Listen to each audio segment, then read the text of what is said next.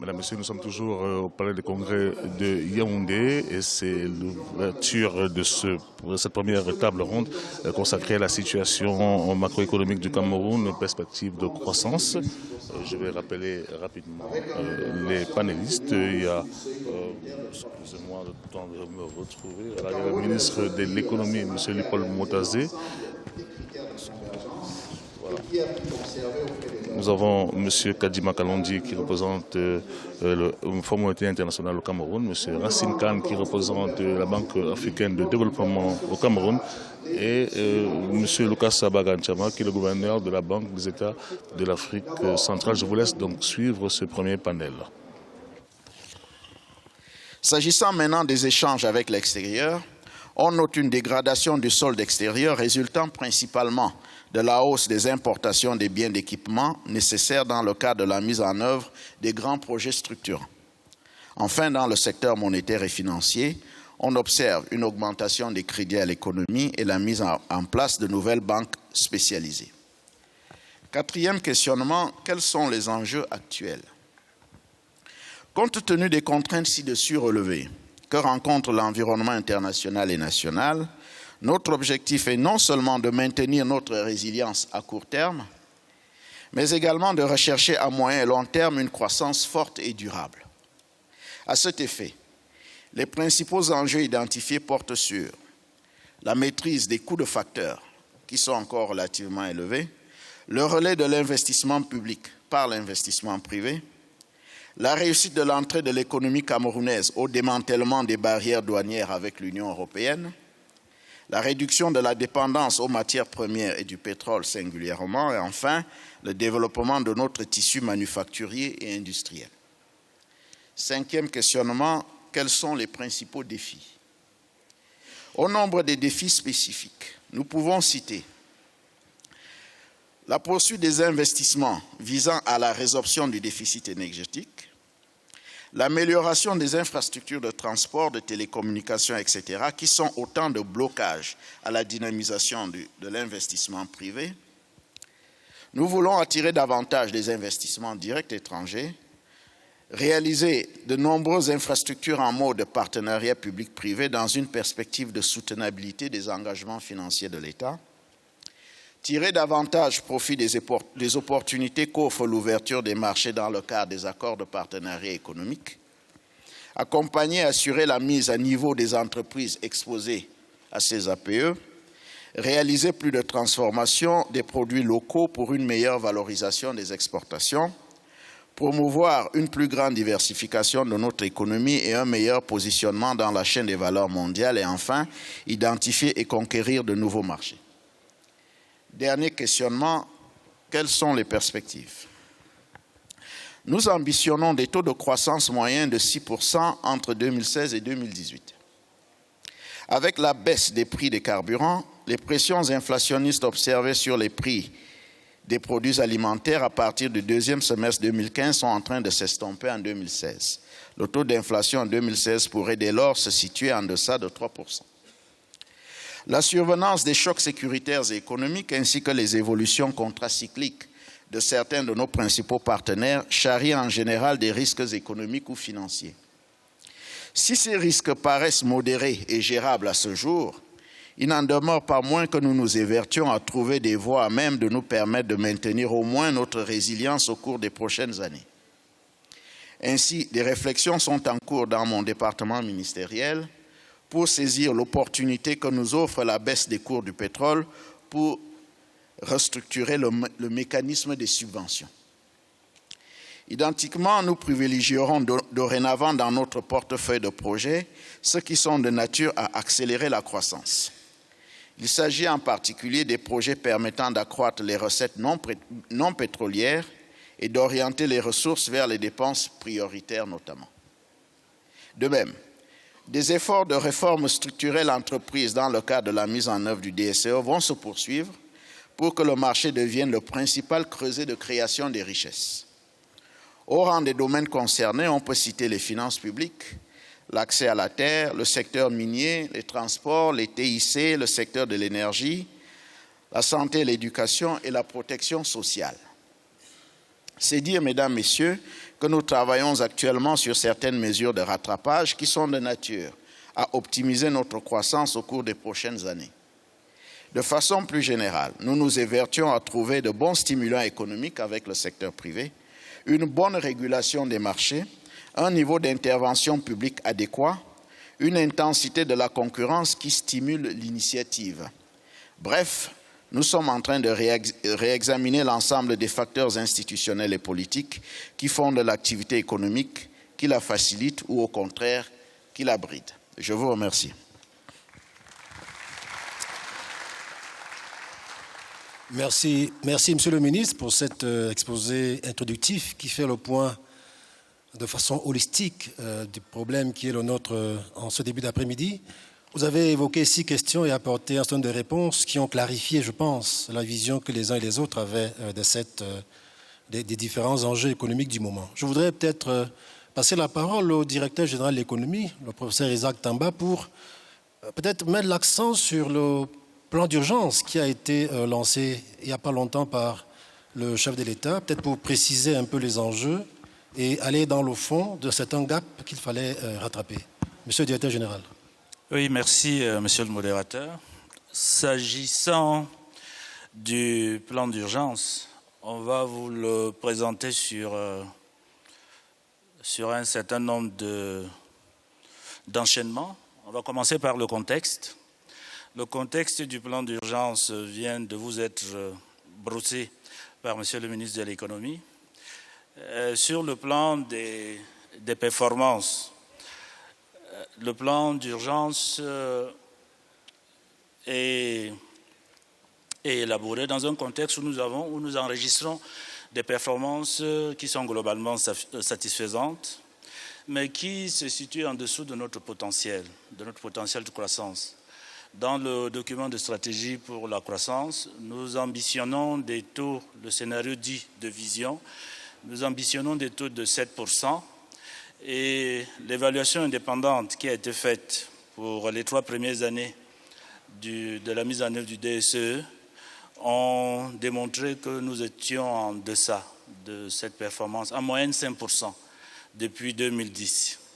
Et ces performances, bien que globalement satisfaisantes, étaient sur le plan de l'inclusion. Les résultats n'étaient pas aussi satisfaisants. Et on s'est rendu compte également que l'intérêt qui avait été porté dès le départ sur le secteur privé n'avait pas été suffisamment valorisé pendant les 3 premières années de mise en œuvre du DSE. On a également observé, à partir de ce décalage entre le scénario de la vision et celui qui était en train d'être mis en œuvre, nous nous sommes rendus compte qu'il y avait une dégradation également des conditions de la qualité de la vie. Et sur le plan international, l'économie mondiale était en pleine mutation avec l'émergence de nouveaux pôles et également l'annonce d'une baisse des cours des principaux produits de base qui s'est concrétisée au début de l'année 2014 avec la chute des cours du brut. Alors tout cela, dans ce contexte, ça posait des nouveaux défis, mais également ça nous mettait face à de nouvelles perspectives qui pouvaient nous éloigner des lendemains espérés dans le document de stratégie pour la croissance et l'emploi.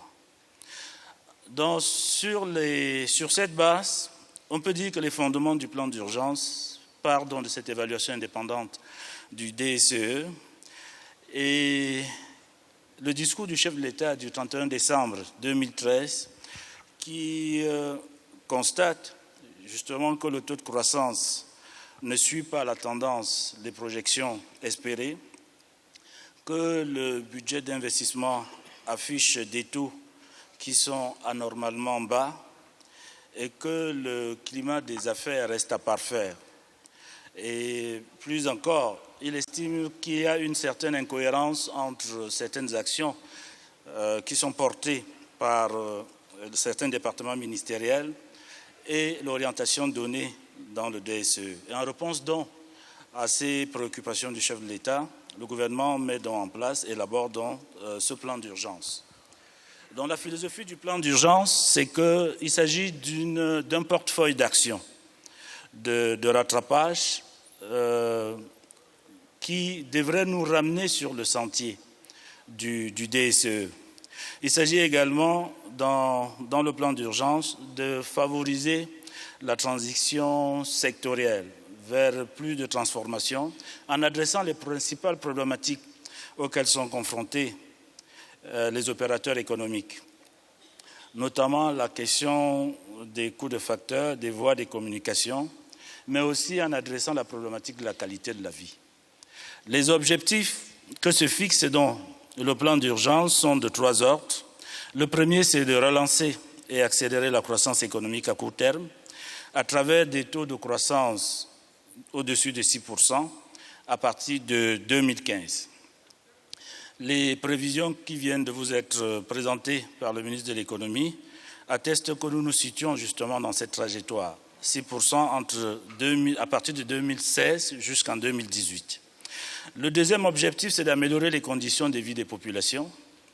Et le troisième, c'est de densifier les investissements afin non seulement de construire les infrastructures de soutien à l'activité économique, mais aussi d'enclencher les effets multiplicateurs structurants, y compris les emplois nécessaires à la résorption du chômage et l'augmentation des revenus des ménages.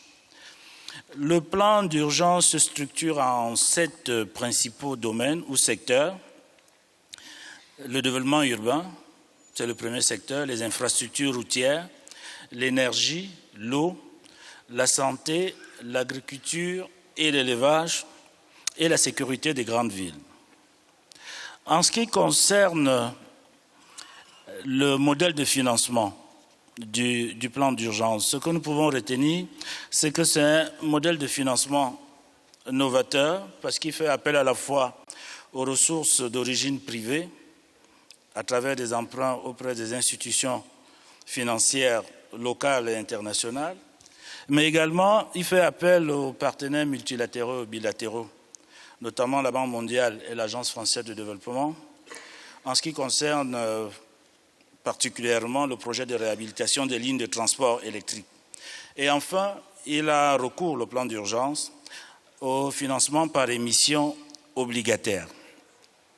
L'enveloppe globale de mise en œuvre de ce plan est aujourd'hui estimée à 1083 milliards.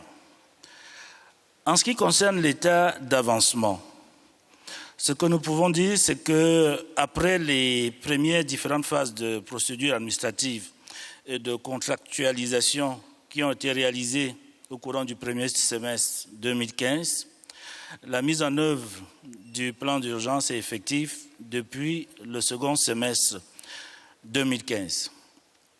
Et cette exécution est perceptible aujourd'hui, notamment dans le domaine de la santé, du développement urbain, des industries animales, de l'eau et de l'énergie, des infrastructures routières, de l'agriculture et même de la sécurité. En conclusion, je voudrais ici souligner le fait que la mise en œuvre efficace du portefeuille d'action du plan d'urgence, au-delà des mesures de rattrapage, devrait valoriser l'immense potentiel que possède le Cameroun.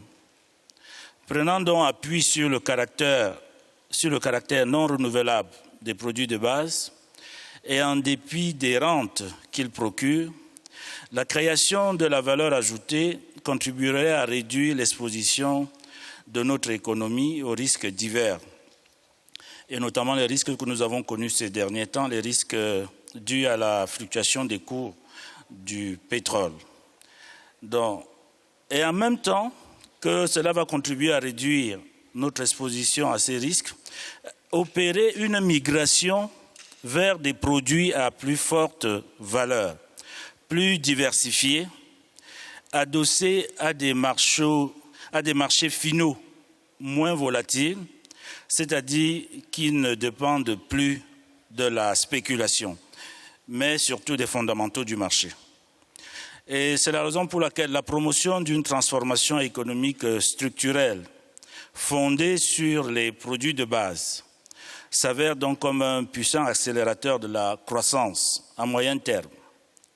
une telle perspective qui nécessite une massification des investissements, tel qu'on le voit dans le plan d'urgence, et un appui systématique des autorités publiques suppose donc l'établissement des liens féconds pour ces produits de base, notamment agricoles, tant en amont qu'en aval. Et c'est là l'une des possibilités que nous avons aujourd'hui de demeurer dans les chaînes des valeurs mondiales au cours des prochaines années. Je vous remercie. Merci. Merci, Monsieur le Directeur Général. Le ministre de l'Économie l'a dit, nous projetons un taux de croissance de 6% entre 2016 et 2018, un peu en dessous de ce qui est prévu dans le scénario d'un taux de croissance du PIB réel non pétrolier et plus en dessous encore dans ce qui est prévu dans le taux de croissance tout court. Parce que dans le taux de croissance, la vision DSE, on est à 7,3%. Le chef d'État l'a dit, nous avons besoin des partenaires internationaux pour nous accompagner dans cette stratégie de croissance. Et au premier rang desquels, on a le FMI, par exemple. Et sur ce plateau, nous avons la chance d'avoir M. Kalonji, qui est le représentant résident du FMI pour le Cameroun. Alors, M. Kalonji, par rapport à cet espoir et à cet accompagnement que l'on pourrait attendre du FMI, comment est-ce que vous opéreriez pour faire en sorte que les objectifs de notre document de stratégie de l'emploi puissent atteindre ce qui avait été escompté dès le départ? M. Kalonji. Merci, Monsieur le modérateur.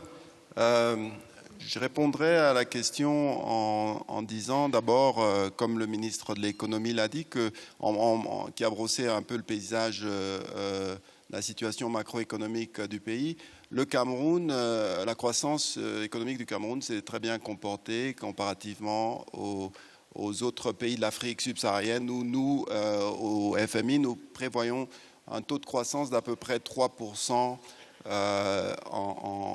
cette année, alors que le Cameroun est à des taux de plus de 5%.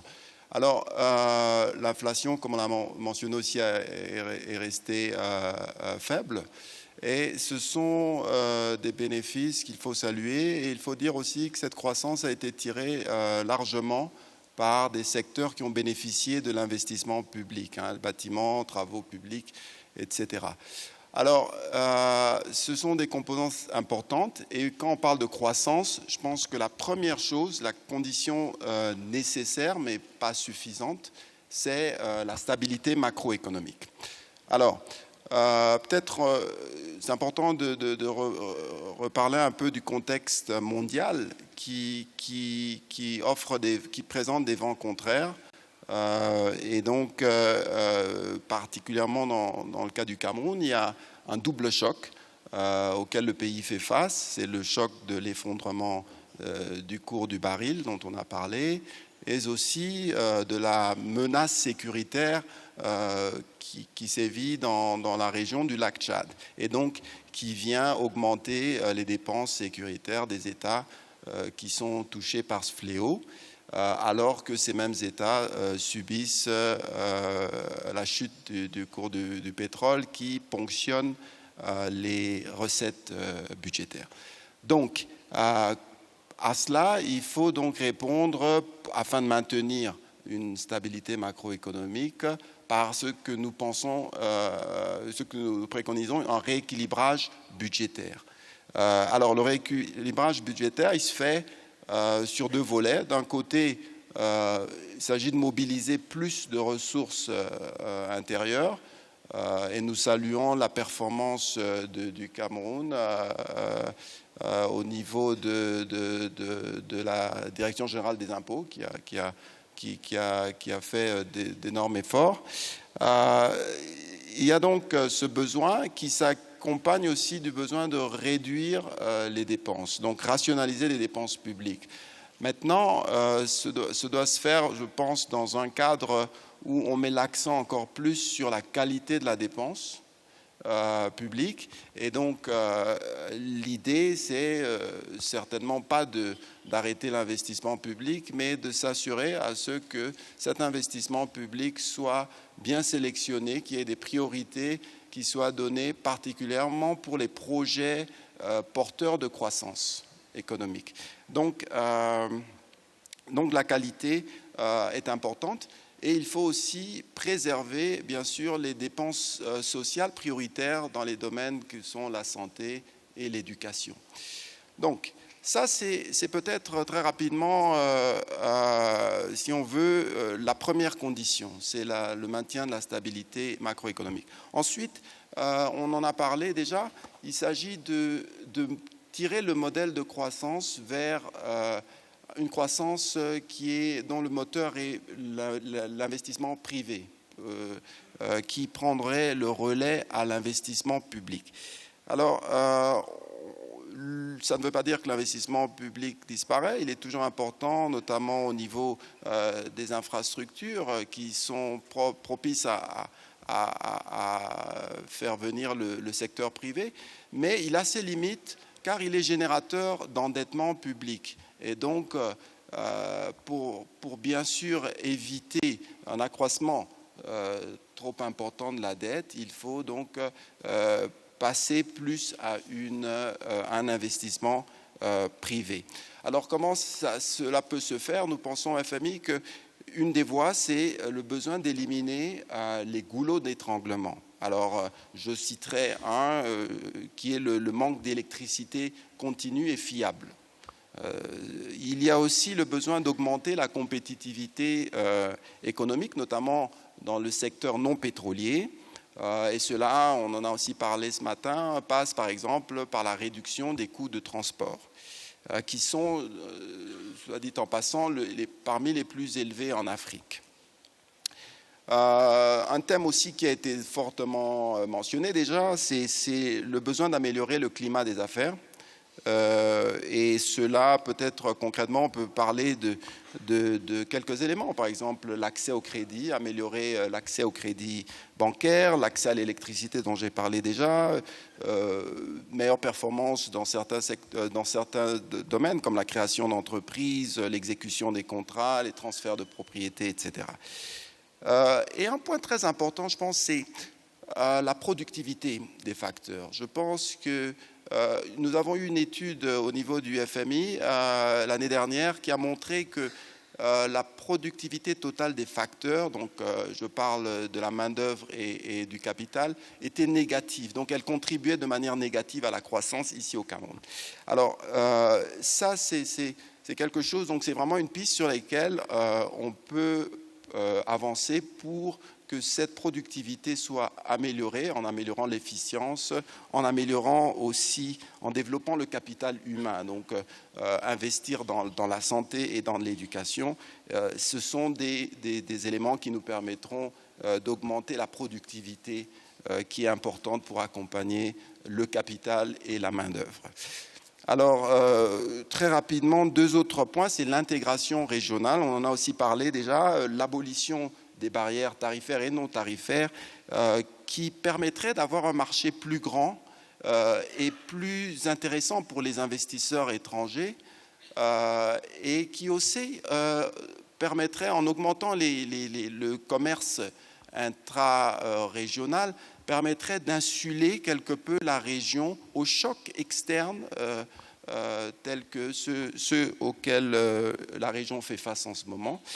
Et pour terminer, on en a aussi parlé, c'est une plus grande intégration dans la chaîne des valeurs mondiales.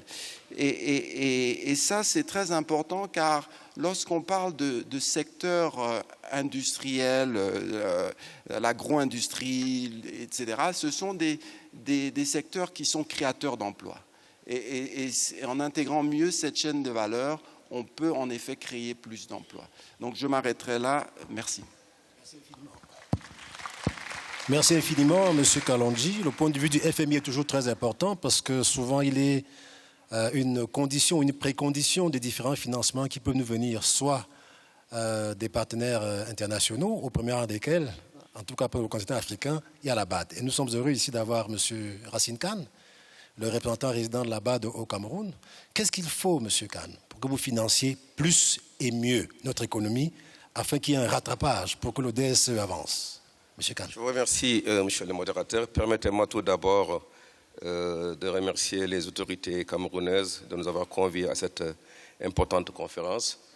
je voudrais partir des axes stratégiques déclinés par le ministre gouverneur, qui est donc le gouverneur du Cameroun auprès du groupe de la Banque africaine de développement, en mettant en exergue les 3 axes stratégiques. Le premier axe, comme vous le savez, c'est comment renforcer donc la croissance. Elle est actuellement à un niveau assez conséquent, mais nous estimons que le Cameroun peut faire encore beaucoup plus et il faudrait que la croissance soit inclusive. Il ne s'agit pas seulement d'avoir des taux qui sont satisfaisants, mais il faudrait qu'au niveau du panier de la ménagère, que l'on puisse ressentir les effets positifs de cette croissance. Le second axe, c'est l'amélioration de la gouvernance et de la gestion stratégique de l'État, notamment la problématique de la modernisation de la gestion des finances publiques, l'amélioration du cadre des affaires, mais aussi le renforcement des institutions de l'État. Et enfin, le troisième axe, qui est aussi une des finalités de nos politiques économiques, c'est la problématique donc, de l'emploi. De ce point de vue, le groupe de la Banque africaine de développement s'appuie essentiellement sur 2 piliers majeurs dans le cadre de son intervention au niveau du Cameroun pour la période 2015-2020. Je voudrais rappeler qu'en juillet 2015, les conseils d'administration du groupe de la banque ont approuvé le document de stratégie pays, dont l'horizon coïncide avec donc, celui du document de stratégie pour la croissance et l'emploi. Et le premier axe, c'est comment renforcer les infrastructures pour une croissance inclusive et durable. Et le second axe, comment renforcer la gouvernance sectorielle pour l'efficacité et la pérennité des investissements. Je voudrais mettre l'accent sur 3 défis majeurs. Le premier défi, qui est toujours là, c'est le gap infrastructurel au niveau du Cameroun. Quand je parle d'infrastructure, c'est les routes, c'est l'énergie, c'est l'assainissement, c'est l'eau, etc. Et le second défi, c'est la problématique de la gestion des dépenses, des finances publiques, notamment l'efficacité de la dépense publique. Et le troisième axe majeur sur lequel je voulais mettre, défi majeur sur lequel je voudrais mettre l'accent, c'est l'amélioration de l'environnement des affaires. Et c'est sur la base de ces différents axes et de l'avantage comparatif du groupe de la Banque africaine de développement que nous avons retenu donc ces 2 piliers, axés essentiellement sur les infrastructures et deuxièmement sur donc, la gouvernance sectorielle. Alors pour ce qui est du premier pilier sur donc les infrastructures, notre objectif c'est de développer les infrastructures rurales, de soutien aux chaînes de valeur agricole. Notre collègue du Fonds monétaire a mis l'accent sur la problématique, le ministre aussi auparavant en avait parlé. Et donc nous voulons que l'on puisse valoriser donc, le secteur agricole, non pas parce que simplement on n'a plus rien à faire à l'école, on a échoué à l'école, on va aller dans le secteur agricole, mais on va dans l'agriculture parce qu'on veut faire du business. Et donc il y a le concept de l'agripreneur que nous comptons mettre en œuvre. Et évidemment, il y a toute la problématique du financement du monde agricole que l'on doit inventer, qui est une problématique assez difficile sur laquelle nous travaillons. Nous devons donc développer les chaînes de valeur agricole en vue de diversifier les sources de croissance. Nous devons aussi développer les infrastructures de transport. Je donne un exemple simple. La Banque africaine de développement, avec la coopération japonaise, on a permis de finaliser, je suis heureux de l'annoncer ici, les travaux de la route Bamenda-Enugu, c'est-à-dire le corridor qui relie le Cameroun au Nigeria. Depuis que cette route est finalisée, il y a un boom du secteur agricole dans cette localité, notamment au niveau du nord-ouest.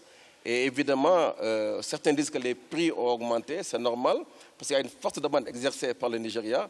Et le défi pour le Cameroun, c'est de produire plus, de produire mieux, mais surtout de transformer. Donc, ce sont des points, de mon point de vue, importants. Et je voudrais rappeler, à chaque fois que nous faisons une route, nous prévoyons ce qu'on appelle des réserves pour la fibre optique. Et c'est de ce point de vue que nous avons signé, il y a de cela quelques mois, un projet backbone pour pouvoir faire la fibre optique sur 916 km donc, au niveau donc, du Cameroun. Toujours dans le cadre du pilier 1 sur les infrastructures, il nous faut aussi renforcer les capacités des acteurs des productions. Évidemment, l'accent sur le transport sera toujours là, mais la problématique aussi de l'assainissement devra être une problématique qui va demeurer. Nous allons poursuivre ici, par exemple, à Yaoundé, pour ceux qui connaissent bien la ville, le canal de Yaoundé, avec une deuxième phase avec l'appui de la coopération française. Ce canal a permis de soulager notablement les populations de la ville de Yaoundé, notamment en termes de réduction des maladies hydriques, des inondations. Mais c'est aujourd'hui une référence au niveau donc, de la ville donc, de Yaoundé. Alors, le second pilier, c'est renforcer la gouvernance sectorielle pour l'efficacité et la pérennité des investissements. Nous ne parlons plus de gouvernance de manière générale. Étant donné que nous avons un portefeuille de 65% c'est le transport, nous nous intéressons beaucoup plus sur la gouvernance dans le secteur des transports, mais également de la gouvernance dans le secteur de l'énergie. Évidemment, nous allons poursuivre notre appui à la gestion des finances publiques à travers le renforcement du cadre budgétaire, le système d'information et donc le système de passation des marchés. Alors, je sais que le temps m'est compté. Je voudrais juste souligner un certain nombre de réalisations du groupe de la Banque africaine de développement ici, donc au Cameroun. Comme vous le savez, notre portefeuille aujourd'hui est un portefeuille qui dépasse le milliard de dollars. En moins de 5 ans, nous avons doublé notre portefeuille au Cameroun. Et cela aussi grâce aux réformes entreprises par le pays. Depuis juillet 2014, le Cameroun est devenu un pays blend, à savoir qu'il a accès aux guichets non concessionnels, mais également aux guichets concessionnels. Et ce qui fait que nous pouvons aujourd'hui mobiliser des ressources suffisantes. Et la problématique, c'est moins la contrainte des ressources, mais beaucoup plus la problématique de l'exécution dans les délais impartis, donc des opérations que nous finançons.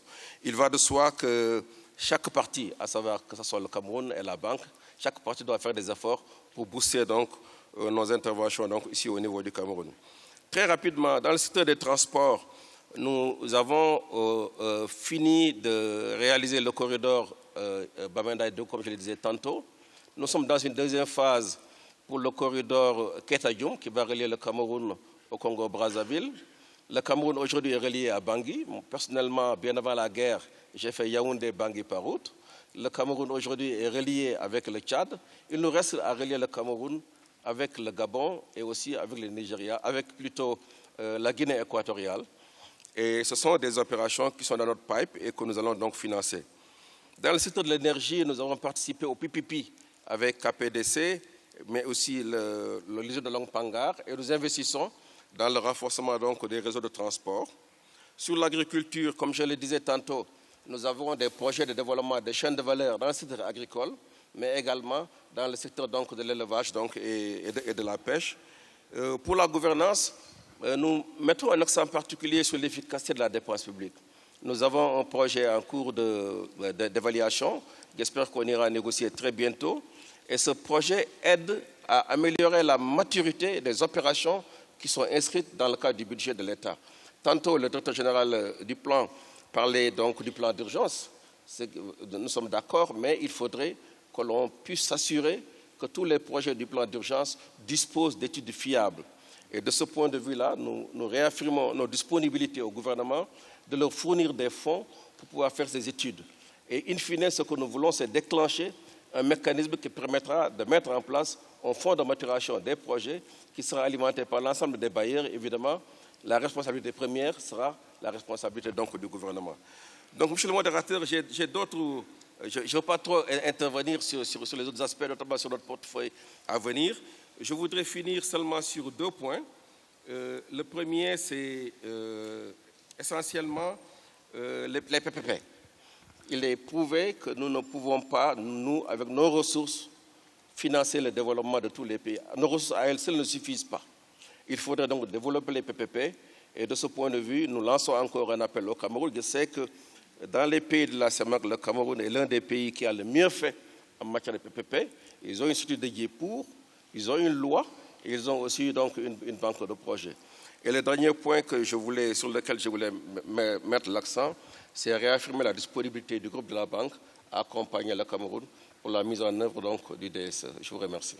Merci. Je pense que cette dernière promesse n'est pas tombée dans les oreilles de sous. Le ministre de l'économie est là.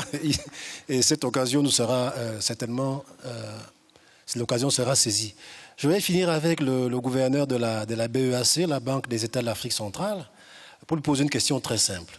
Comment la BEAC, qui est donc notre banque dans la CEMAC, peut-elle accompagner le Cameroun pour que tous les défis qui sont les nôtres, qui ont été évoqués depuis ce matin, pour que tous ces défis-là soient atteints?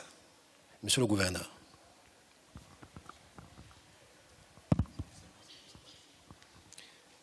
Merci, professeur.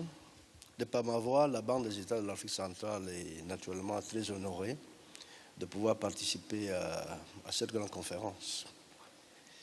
C'est notre devoir d'appuyer les efforts des autorités camerounaises pour attirer les investisseurs, aussi bien nationaux qu'étrangers. Le Cameroun est véritablement une terre d'opportunités. C'est la première économie de la sous-région, qui est aussi l'économie la plus diversifiée. Force est de souligner que la crise actuelle impacte moins le Cameroun, et comme cela a été dit par le ministre, la croissance économique au Cameroun est plus élevée que la moyenne dans la sous-région, qui est autour de, nous envisageons 2% pour 2016, alors que le Cameroun est au-dessus de 5%. Ceci étant, je voudrais, par rapport au thème de référence, me focaliser sur 2 points pour que les investisseurs sachent qu'il y a avantage à venir investir au Cameroun.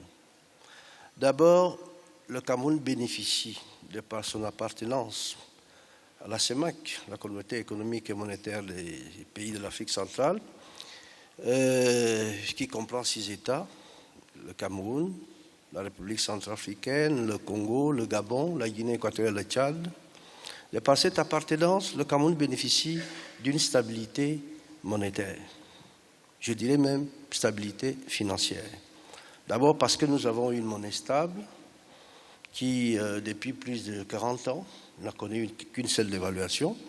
Et puis, dans cette intégration, notre monnaie est arrimée à une monnaie internationale de référence que l'euro, ce qui permet à tout investisseur qui vient ici, d'autant plus que cet arrimement se fait par le biais d'un échange fixe, de pouvoir, d'une part, transférer tous ses avoirs, ses bénéfices, sans trop de risques, mais aussi de pouvoir bénéficier des opportunités d'investir dans la zone franc, d'une manière globale.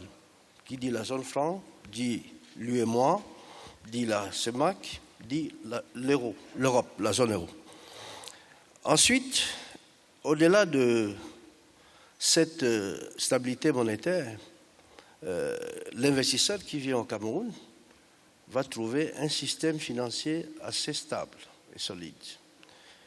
Certes, aujourd'hui, notre marché financier est encore segmenté et qui ne produit pas encore les effets attendus, mais le système bancaire qui finance l'activité économique est assez solide.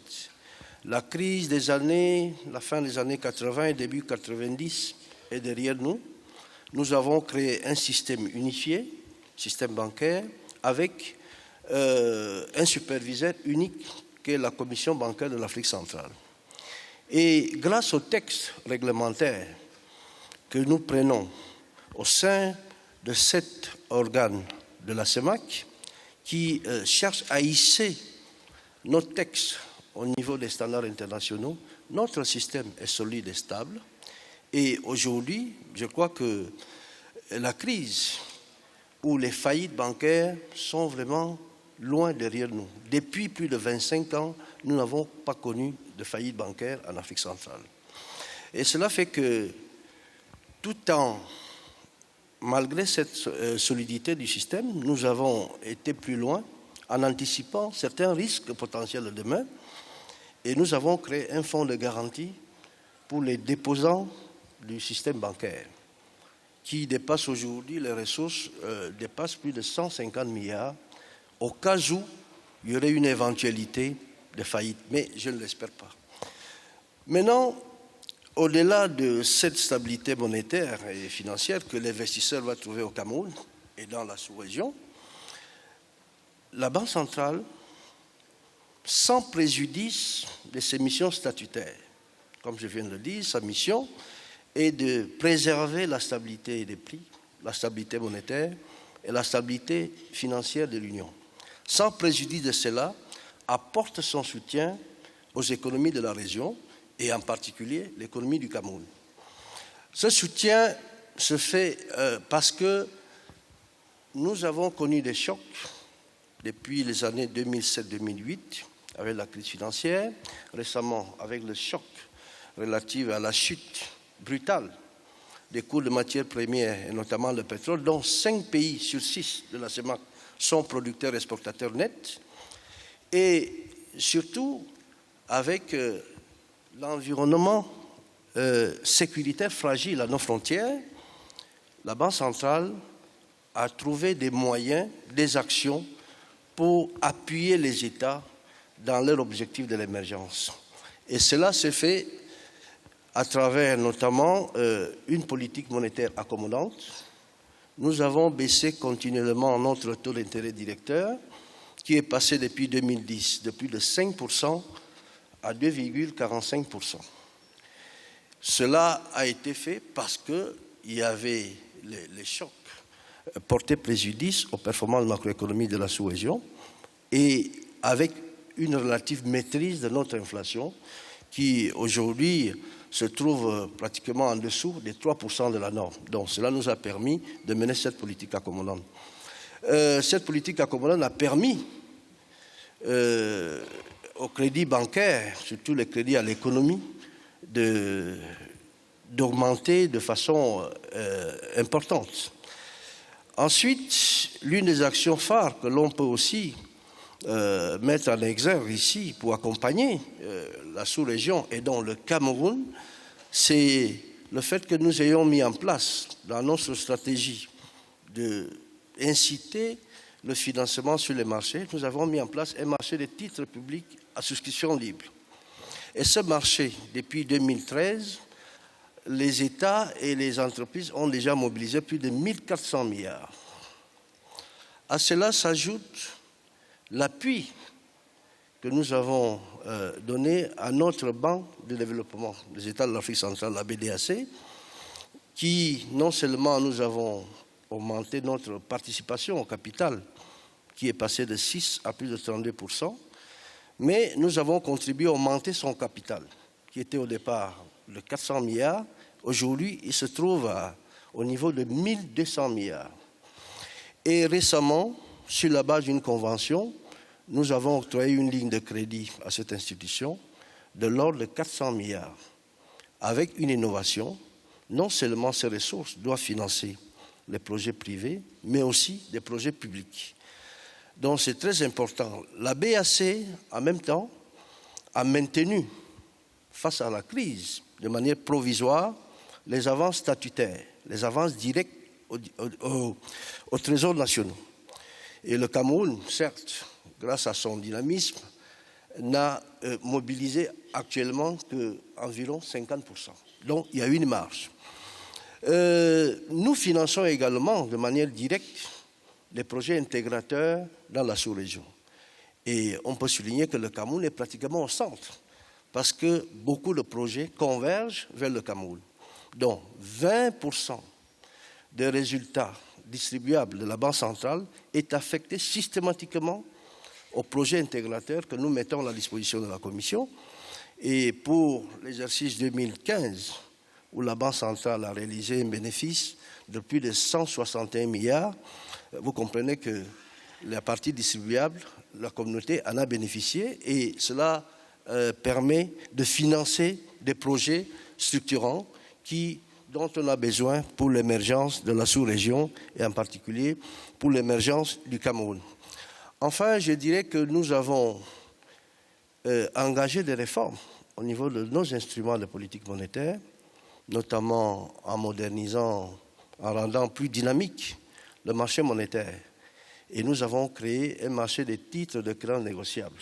Sur ce marché, au-delà des banques et des institutions financières, d'autres investisseurs, comme les investisseurs institutionnels, les États, peuvent participer sur ce marché et ce marché nous permet de mieux contrôler la circulation de la liquidité. Nous avons également pris un texte récemment concernant les pensions livrées, ce qui va rendre beaucoup plus dynamique le marché interbancaire. Donc, au total, la Banque centrale, au-delà, sans préjudice de ses missions statutaires, apporte un soutien au financement de l'émergence de la communauté et surtout du Cameroun à l'horizon 2035. Et nous travaillons, nous essayons d'apporter des réponses pour que les économies, nos économies, en voie de l'émergence, qui subissent des chocs aujourd'hui, puissent trouver une liquidité qui leur permet de financer leurs besoins pour aller vers l'émergence. Je terminerai en disant que notre banque centrale, une banque centrale citoyenne, est tout à fait disposée et disponible pour accompagner nos États, membres de la CEMAC, et en particulier le Cameroun, qui assure le leadership économique de la sous-région en matière de financement pour garantir la stabilité des prix. Aujourd'hui, nous maîtrisons parfaitement l'inflation et c'est une bonne chose pour l'investisseur. Je crois qu'il est temps, les investisseurs qui hésitent à venir au Cameroun, qui peuvent pénétrer un marché de 20 millions d'habitants et qui ensuite, le Cameroun pourrait constituer la tête de pont pour avoir le marché de 40 millions de la CEMAC, ne devraient pas hésiter à venir maintenant, car demain, peut-être, il n'y aura plus assez de place. Merci. Je vous remercie infiniment. Le temps nous est compté, et même très compté, en fait, le temps est fini, pour tout dire. L'objectif de notre table ronde, la première donc, était de discuter un peu de la situation macroéconomique du Cameroun, en mettant en évidence les perspectives de croissance. Je crois que la composition du panel a permis aux uns aux autres de se faire une idée intéressante et surtout précise de ce qui s'est passé, de ce qui se passe, de ce qui va se passer, et l'intérêt porté sur le rôle du secteur privé, qu'on a évoqué ici, tout le monde en a parlé, met à nu, mais encore une fois en évidence, l'intérêt de la rencontre de Yaoundé. Et je pense que les prochaines tables rondes, celles qui vont suivre, remettront encore sur le tapis l'intérêt fondamental du secteur privé pour notre économie et pour l'économie de la sous-région, et les raisons pour lesquelles nous sommes ici réunis. Mesdames et messieurs, merci de votre attention. Mesdames, Messieurs, je vais remercier à notre nom à tous le modérateur et les intervenants à cette première table ronde et je vais annoncer dans la foulée la pause déjeuner. Nous allons nous retrouver ici à 16h, étant donné que nous avons pris un peu de retard. Pour la suite de cette table ronde, je vous rappelle qu'il en reste 4. Donc, bon appétit à tous et à tout à l'heure, 16h.